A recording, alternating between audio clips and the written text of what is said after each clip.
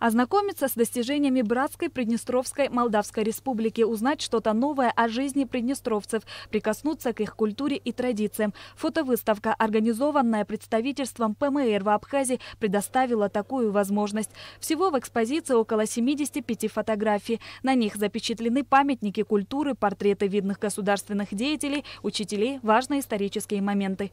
За 30 лет республика достигла многих хороших результатов. Это сегодня вполне состоявшееся государство, которое признано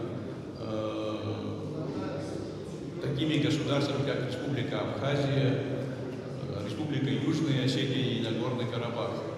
Хотя мировое сообщество сегодня еще не готово к такому широкому признанию, и право нации на самоопределение это остается документом, просто документом, но и есть уверенность в том, что государство будет признано и мировым сообществом. Экспозиция вызвала немалый интерес. В числе ее посетителей вице-президент Бадра Гунба, члены правительства, депутаты и представители общественности. Сегодня мы отмечаем очень важное событие, 30-ю годовщину создания Приднестровской Молдавской Республики. Для нас это очень важный праздник, потому как мы прекрасно знаем цену таким событиям. За последние десятилетия мы можем очень четко и однозначно сказать, что история наших стран схожа. Наши народы героически отстояли свое право жить и развиваться в собственном независимых государствах.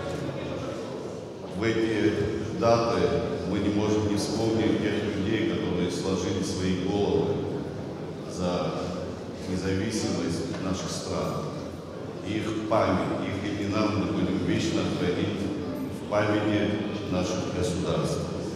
Приднестровье и Абхазию связывают многолетняя дружба и деловое сотрудничество. Четверть века назад, когда народ Апсны подвергся агрессии со стороны войск Госсовета Грузии, приднестровцы, как и многие другие народы, пришли на помощь. Среди них и доброволец из города Дубассары Роман Радковский, который погиб за свободу Абхазии 17 апреля 1993 года у села Шрома.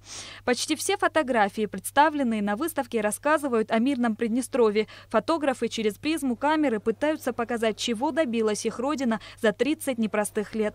Как известно, в Приднестровье хорошо развита легкая химическая промышленность. На многих фотографиях запечатлены химики, рядовые служащие и рабочие, которые трудятся во благо страны. Здесь также можно увидеть сооружения, построенные в последние годы, спортивные комплексы, красочные большие здания, культуры и просвещения. Выставка, посвященная 30-летию Приднестровской Молдавской Республики, продлится до 5 сентября. Шазина Ханагуа, Тимур Гугохи, Абхазское телевидение.